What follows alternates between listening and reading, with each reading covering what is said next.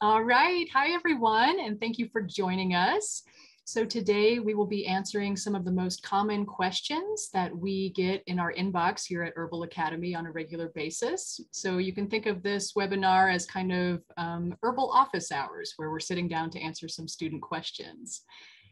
So just to introduce ourselves before we get started here, I'm Sarah, and I work for the Herbal Academy in the education department mostly. And I'm Heather, and I do various roles with Herbal Academy. You see Sarah and myself both in My Herbal Studies if you're in the online group. And I'm also one of the clinical herbalist educators on the team of many different herbalists. Nice. All right, Heather. So let's go ahead without further ado and dive right in here to some of these FAQs. So our first question has to do with the difference between a tea and an infusion. So what is the difference? Why is there a difference in the steeping time? What's the difference between the two? Yeah, so I mean, I guess I would consider an infusion a tea as well, but we can kind of do a gradient of things. So some teas are just very briefly infused, even for less than a few minutes. An example that I think we've both had a little experience with is chamomile, right? If it's under a couple minutes, it can taste sweet and nice. And if it's steeped longer, it can start to get a little bit bitter. So we have, you know, various lengths of infusion for different plant parts and different plants and different applications. I guess I would say a lightly infused, something you might just lightly infuse as a tea would be a lot of the aerial parts of plants if you want sort of the aromatic constituents to smell and taste more like they do when the plant is fresh. You know, flowers and leaves, above ground parts often are nice as just a super brief infusion or an herbal tea. And then sometimes people talk about like nourishing herbal infusions or longer infusions where it may be 4-6 minutes or even 40 minutes or overnight infusions for plants that you want perhaps a little bit more of like the nutritive value, or maybe, you know, on that note, you're trying to get some more of the minerals to, you know, express out of the plant.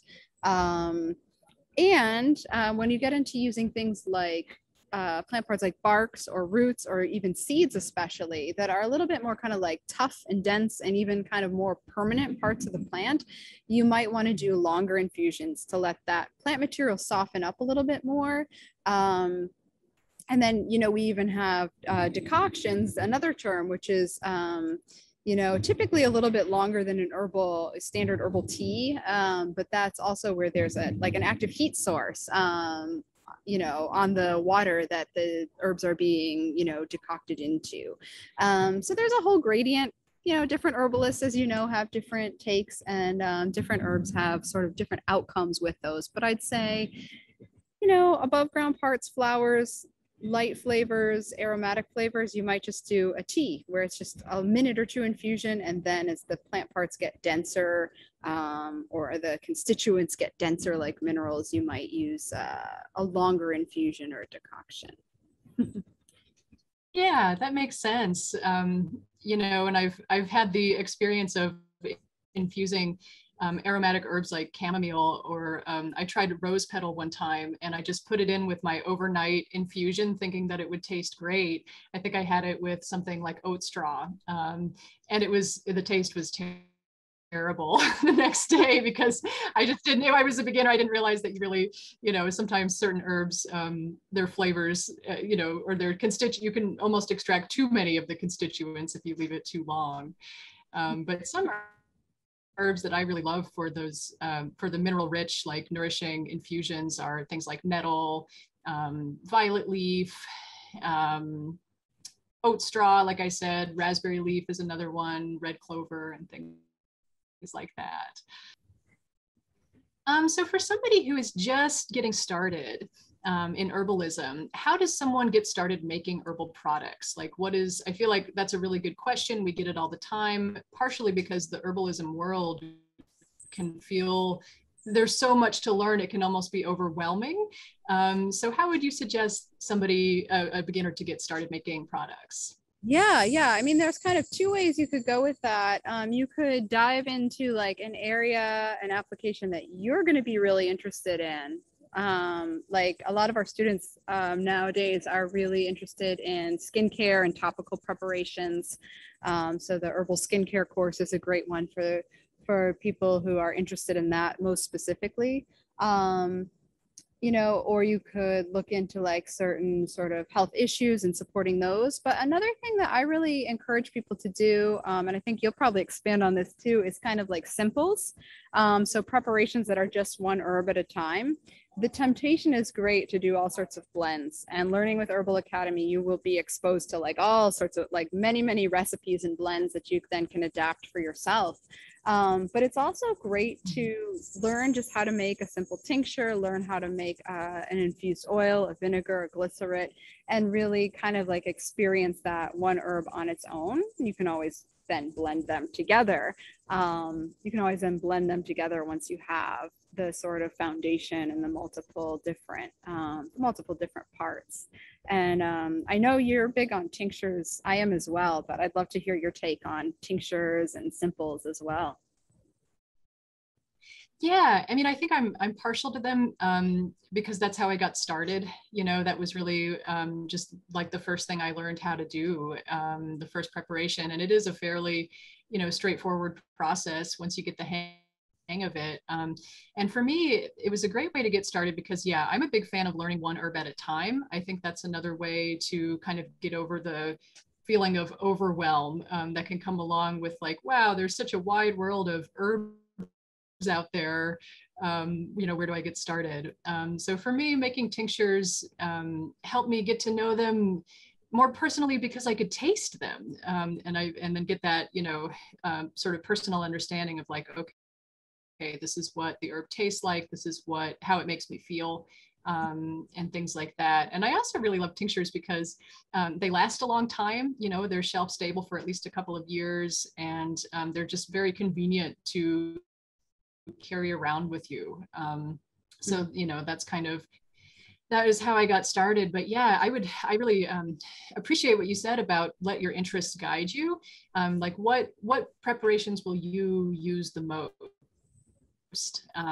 You know, and we do have, well, we've got the Making Herbal Preparations 101 course, which is nice to kind of introduce you to what the different options are.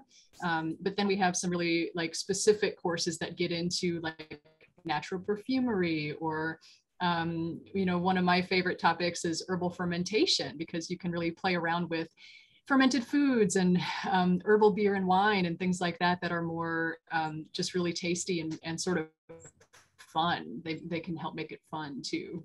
Yeah, and that fermentations course makes it sort of like relatable and interesting to friends and family too, right? Because not everybody knows what a tincture is, but they would love to try an herbal cordial perhaps. So yeah, or an herbal beer, I should say. Yeah. That's true. That's very true. That makes it a lot more enticing in a way. Absolutely. Okay, so here's another question, and I know you and I see this a lot in our student Facebook group. What is the best alcohol to use as a menstruum when making tinctures? And just to, you know, define the term menstruum for anybody who doesn't know, it just is, all that means is the liquid that you're using to extract the herbs into, yeah, the menstruum. Kind of a circular definition there, but the liquid basically that you're using to make a tincture. So what would you say are the best choices for alcohol? Yeah, it's going to be, you know, there are several good choices. It's going to be a little bit dependent on what you can get near you, because there are different, you know, laws, what is available, what is sold, you know, near you. So many of our students will use brandy or vodka, and I have used those plenty of times as well. And those are kind of nice because you can typically, you know, walk up to a place and purchase those, and purchase like a small quantity and just get started. And those are typically around 40% alcohol. And that works for a lot of things. And that's kind of like the folk method of herbalism, to infuse in brandy or vodka. You can also get some interesting kind of like organic, different types of fruit brandies, you know, like pear or versus apple. And they tend to taste a little, the brandy will tend to taste a little bit smoother. But we do for tinctures want to have a minimum, as you know, Sarah, but I'll keep talking a little bit for the students. You want to have like a minimum of around 20% alcohol. So with fresh plant material that's often close to half water in its weight, or for, you know, certain constituents or types of plants or material that you want a little bit higher alcohol percent, brandy or vodka are fine. And I've done, you know, an extraction of just about any herb with those. But there's also an option to get a little bit higher alcohol percent. And we call that you know, the colloquial word is Everclear. That's for like a 65 or 75% grain alcohol. And then there's even in some places you can get 95% grain alcohol.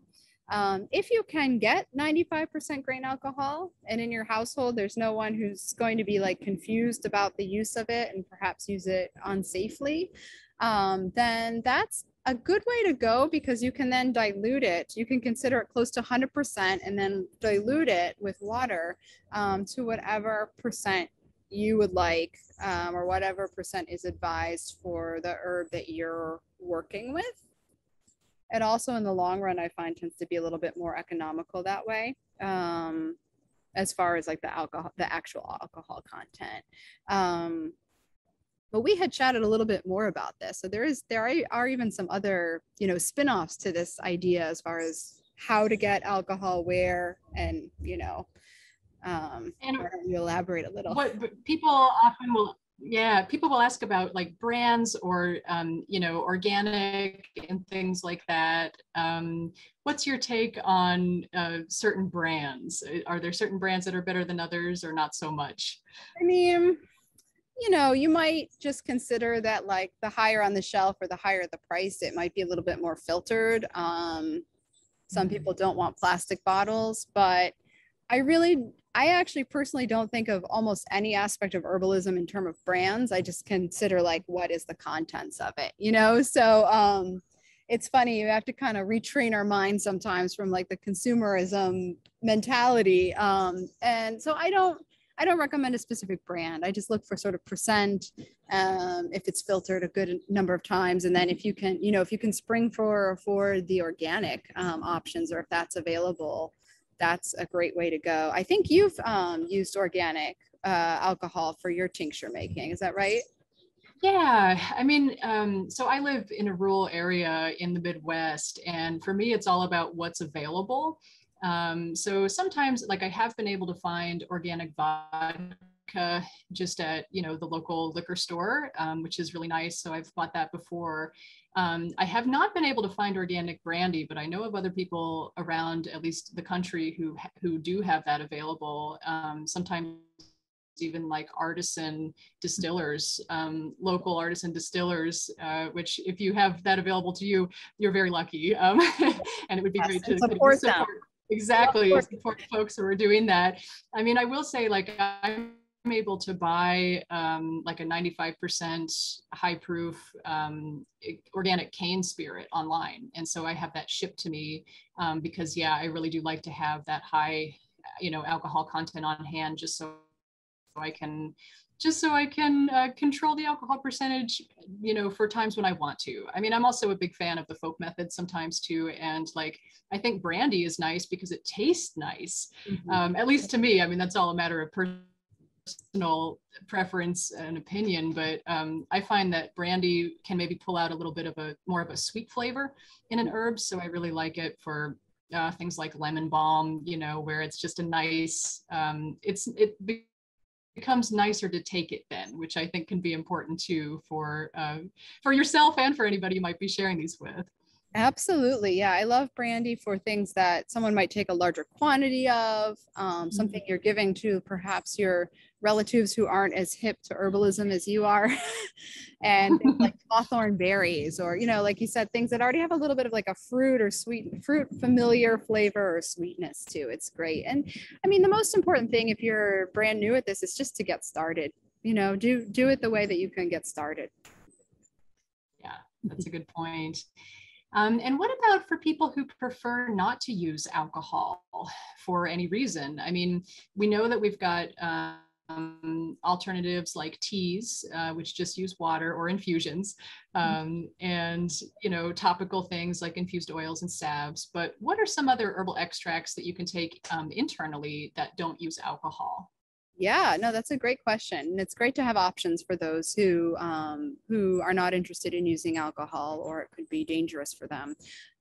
So vinegars are a great way to go. And I also know you're big on vinegars too. I love them. And it actually, herbalists will often say, and it is true, that they don't extract quite as aggressively or strongly all constituents as alcohol, but they're actually pretty darn similar as far as like what types of constituents, and they're somewhat similar extraction mediums in the grand scheme of things. So vinegars can be nice, and we do know that they're good at, we think they're good at like extracting like the nutritive qualities and minerals, makes it a little bit more food-like. They don't last necessarily quite as long, especially if you're putting in fresh plants that have a little bit of water, so you just want to store them with a little more care. And then there's also honey, which is sort of intuitive. You're just putting the herbs in honey. And there are some safety guidelines around that too that we instruct in our courses. But also the one that people may or may not have heard about is glycerin. So vegetable glycerin is how you make a herbal glycerin. And it's a little bit more syrupy and viscous, so it doesn't extract quite as deep and strong as a tincture, as the alcohol. But I found if you can add a little bit of water, distilled water or spring water, or if you can like heat it gently, or if you're working with really like less dense, more vibrant plant material like flowers or leaves with a lot of aromatic quality, you can get a pretty good glycerin. You can also like double infuse the glycerin to make it a little bit stronger. And I want to just add, it tastes so sweet, but technically it's not a true sugar calorically, but we do often hear from folks who have like blood sugar balance challenges that it makes them feel a little uneasy. So we're unsure, if that's the most positive for someone with blood sugar balance issues, but it's great for like kids who like the sweet flavor, or grown-ups who like a sweet flavor. Yeah, that's a really good point. I didn't realize that about the blood sugar issue with glycerin. Yeah, I really enjoy infused vinegars, and I've been, as I said, I started with tinctures, so I kind of got stuck on that for a number of years. But then more recently, I have been getting into these other types, exploring like also the oxymel, which is a blend of vinegar and honey, which has that wonderful sweet sour tang to it, which can be really delicious for certain things. And then, yeah, you mentioned like food, incorporating, if you have an infused vinegar, that makes it much easier to incorporate into food. One of my like favorite things is to make an infused vinegar. I'll pick some nutritive wild herb like chickweed or dead nettle and infuse it. And dead nettle, actually, it's also called purple archangel. It gives you this really wonderful pink sort of purple looking vinegar, which is fun. So I will mix that with olive oil and just add a little bit of salt and drizzle it over salads. And it's a really great way to get some extra nutritive qualities and herbal qualities into my food, which I love. Yeah. But yeah, like you mentioned, each of these has their pros and cons. The con with an infused vinegar is that it has a shorter shelf life, like you mentioned. So Herbal Academy suggests like 6 months for a shelf life. If you are using dried herbs, fresh herbs, because of the water content, it would go down a little bit. So yeah, I store mine in the fridge and extend the shelf life that way. So that's a good little trick you can do. Yeah. And then there are also syrups, right? Like elderberry syrups, or people make cough syrups and things like that, which are usually sugar based, right? Yeah. So that Trade-off. Yeah. A trade-off, exactly. Yeah. But they are delicious. Yeah. Exactly. Yeah, and then there's all, we can't get into as much depth, but most traditions weren't using alcohol or glycerin at all to preserve or take herbs. So there's all the, you know, wonderful uses of just powdered or fresh herbs as well as food to explore as well. And then it gets a little bit more nuanced per plant and nuanced per tradition. But just, you know, love to have us all be more aware of that, you know, that aspect as well, that it's not all tinctures and glycerates and vinegars, but yeah. Yeah. Yeah. What else do we have from students for questions? Well, another common question has to do with plant parts. So I feel like we've used this term a couple of times now, aerial parts. So one question is, does aerial parts, does that just mean the leaf and flower of a plant, or does that also include the stalk or stem of the plant? Yeah, it kind of depends, doesn't it? So aerial part, technically, for like the botanical term, or if you're reading it in a monograph or something, or an herb book, technically it does mean everything above ground. So that would include the stem and of course the flower and the leaf. But you know, sometimes you just don't get as much flavor or activity out of the stem. The way I learned it initially is like the stems can be a little bit more inert and just more structural a lot of the time. But you know, it also depends. So it's worth giving like a taste, you know, a taste test. And I'd say if you want to really just like use every bit of the plant, be really resourceful, or if you don't have that much of the plant to work with, you can in some cases use the stem if they're a little bit more tasty, pliable, younger. And if you're, you know, but if you want to make something like really strong and potent, and you have plenty, you might just use the leaves and flowers only. Curious if you have found the same when gathering and making. Yeah, definitely. You know, sort of just like you mentioned, you know, one tip that I was taught was to do a taste test, to use your senses to really get to know that plant in person. So if you're growing it in your garden, or if you're wild crafting and you know exactly which plant you're working with, you've ID'd it properly and all of that, then you can compare the taste of the stem to the leaf. And if you know that the leaf or the flower is used, you can smell that plant part and see how strong it smells, see what it tastes like, and then compare that to the smell and taste of the stem. And if the stem tastes pretty strong, then you can bet that it has, you know, active constituents. But I've also found too that sometimes, you know, you also sometimes come across the term flowering tops. So harvest the flowering tops of something like catnip. So with the plant like that, you know, sometimes like the first, yes, exactly. You've got flowering tops behind you.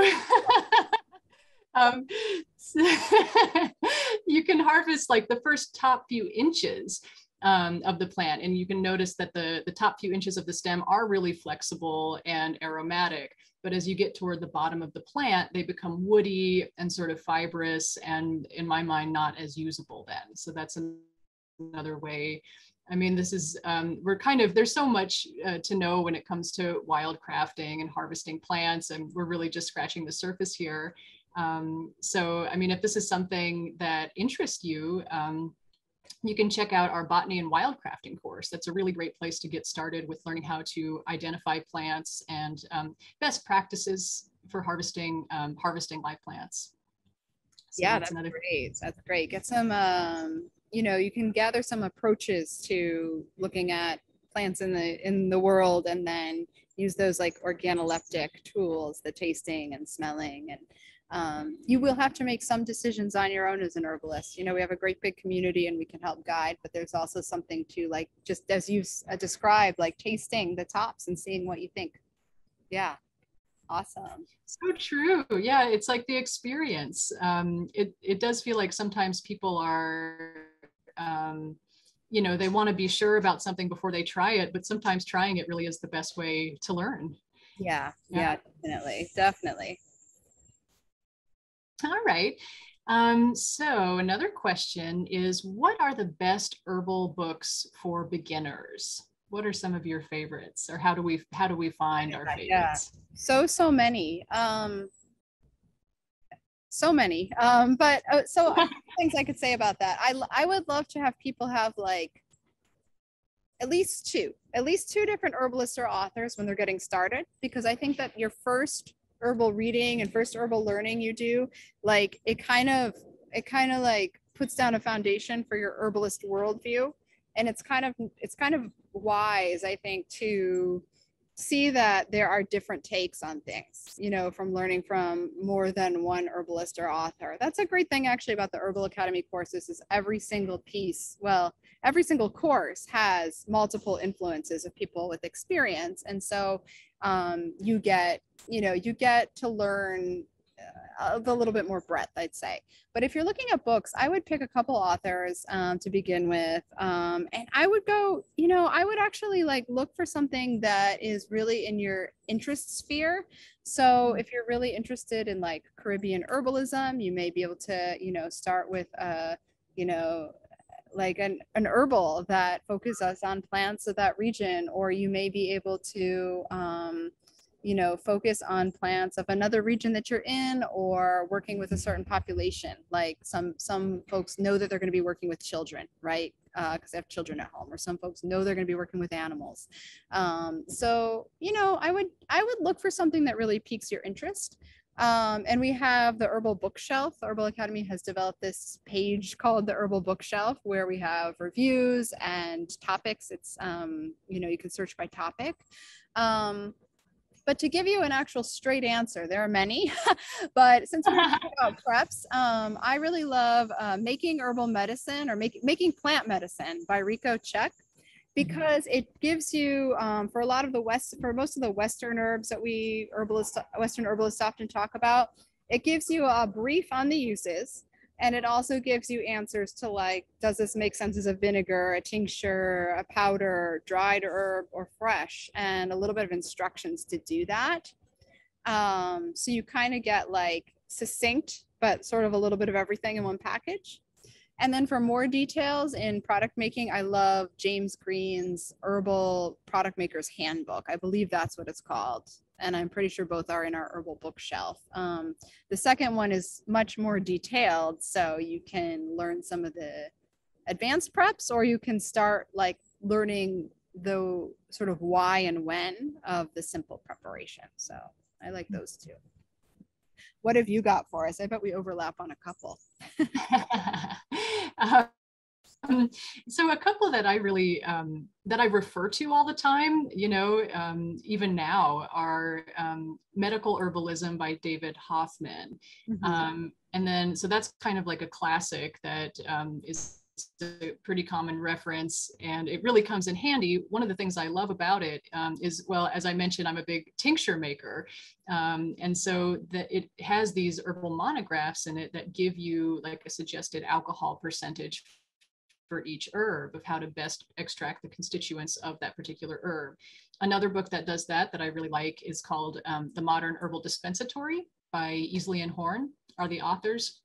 And it came out a little bit more recently, I think within the past 5 years. And it has a lot of great also dosage suggestions and things like that. So those are really handy references to have for sure. But I love what you said about sort of diversifying your collection, and not just being so focused on one author that you sort of have your blinders on to everybody else, because there are so many different opinions and different ways of doing things. Yeah, it's good to like, you know, in education there's teaching information, and there's also like learning how to think about things, right? So that's kind of, you know, where that comes from. But I love that you included medical herbalism, because that one really can take someone pretty advanced too. Like it really covers a lot. So that's a great one. And there are hundreds of women herbalist authors too. I think you and I hit on some of our favorite like reference materials, but check out the Herbal Bookshelf, because there really is something for practically any herbal topic there. Yeah, I mean, Rosemary Gladstar, our students love her. All of her books are wonderful. Maria Noel Groves is another one. Both of those two are very insightful, but also accessible for beginners. So you can pick up one of their books without knowing a lot going into it and still understand what they're saying, which is a really beautiful thing. that like herbalist worldview and like body systems from kind of a, you know, factual, but also with a little bit of a herbalist perspective color. So, yeah. Right. So another common question from our students is how to pick the right herbal course. So if somebody is wanting to take a course with us, how can they figure out which one is best for them? Yeah, well, we have a tool for that. We have an outline, some outlines for that as well, which I think you'll talk about a little bit more too. But I would also, you know, I'll maybe introduce what a couple of the courses are. There's the intro course, which I would say if you're unsure whether to start with intro or intermediate, I'd probably start with the intro, because it's good to just really make sure you have all the foundational stuff, like all the, you know, a lot of the really versatile and safe herbs, as well as the sort of how and why of different herbal preparations are really like seated in the intro course, as well as body systems in kind of a tangible way that you can like understand and remember. And then like if you later see clients talk about with, you know, express to clients in a nice, like understandable, applicable way. So if you're on the fence about intro or intermediate, I tend to like think intro is the way to go. Of course, you can always go with like the course path packages as well, which bundle, and you still get all the content of all of them, and you still get, as you know, the same amount of time as you would if you took them individually to do them, and you could take breaks in between courses and not, you know, not run out of time. So yeah, so if you're on the fence about intro and intermediate, I'd say intro. Intermediate, I think, has like a little bit more in depth about like constitutions and energetics, and you get like slightly more advanced topics. You get into additional safety information, and then advanced is quite a leap up. Advanced, the hours go up by like hundreds of hours, and you're more, you know, you're completing a project, you're doing more advanced herbal uses as well. But what, maybe you can tell us about the course assessment tools and throw in a couple other items in there too. Yeah. So you mentioned like the path packages. So we've got our foundational courses, intro, intermediate, and advanced. But if you know ahead of time that you really want to keep going in your herbal studies and you plan on taking more than one of those, we offer these different path packages where you get a discount by signing up for multiple courses at a time. And the path packages are, you know, they depend on what path. They're called that because they depend on what path you want to take as an herbalist. So do you want to be more of a family herbalist, using herbs, you know, for personal wellness and for your family, or more of an entrepreneur, or a professional or clinical herbalist? But really, you know, I would say one of the best things you can do is go online on our website, because we've got these really extensive outlines for all of our courses where you can go in and literally see, you know, what is covered in each unit and each lesson in some good detail before you really commit to that. So you can see exactly what is covered. And then we also have something called the Right Fit Assessment Tool, which we compiled to help people determine if the Herbal Academy is the right school. You know, if online learning is going to work for you. And also, I mean, that assessment tool is based on the experiences of our students, and also, once again, common questions that we get from people who are thinking about it. So those two things, the outlines and that right fit assessment, are really so helpful in figuring out which course to take. And then, of course, we also have all of our short courses, which have these really specific topics, you know, to do a deep dive into one thing, like herbs for stress management and things like that, which can be really fun too. Yeah, yeah. Oh, I'm sorry, you go ahead. Go for it. No, you go ahead. Okay. I was just going to go into another common question, which is, can you become a certified herbalist? Yeah, that is a common question, isn't it? So I guess technically you can, in that there are lots of different certificate programs. And our program, our foundational courses like intro, intermediate, advanced, the mushroom course, and I think perhaps a couple others offer a certificate.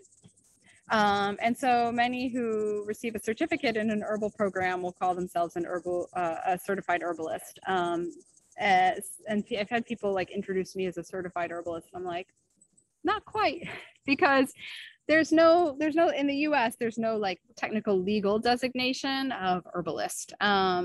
So it gets a bit down to like what do you actually mean by certified. I guess, you know, one way that a lot of folks go, and an organization that I'm a member of is the American Herbalist Guild.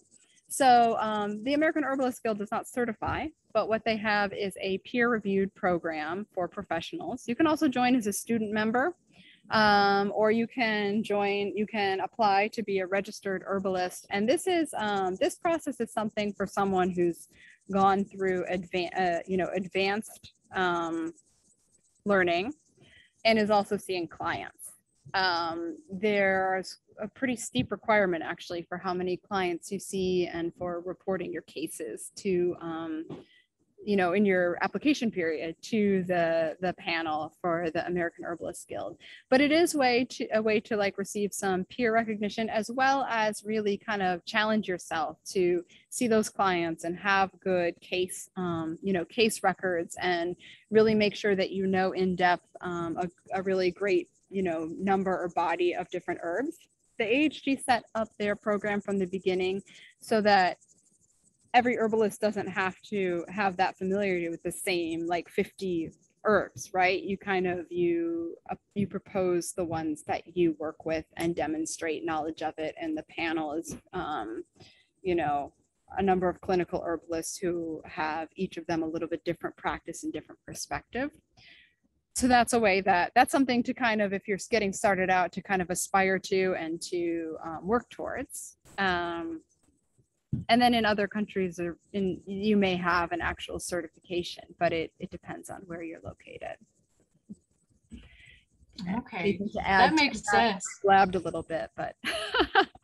No, that's great. I feel like this can be a confusing thing because, we do have some professions that require a legal license, like a licensed medical doctor or even a licensed architect. Like there are certain professions where you have to be licensed to practice, and that's not the case with herbalism.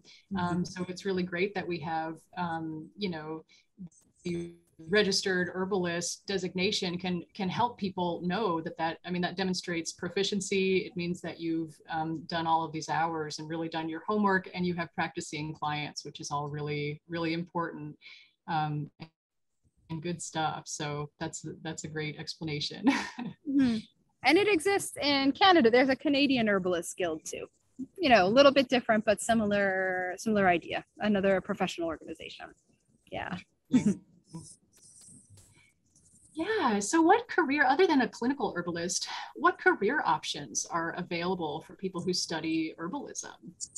Yeah, so there are many, and I feel like most of my herbalist peers have each kind of like carved their own way. And so there's the entrepreneurial way, which could be product making, and that's actually like probably a pretty big percent of herbalists who who make their living or work as an herbalist is product making.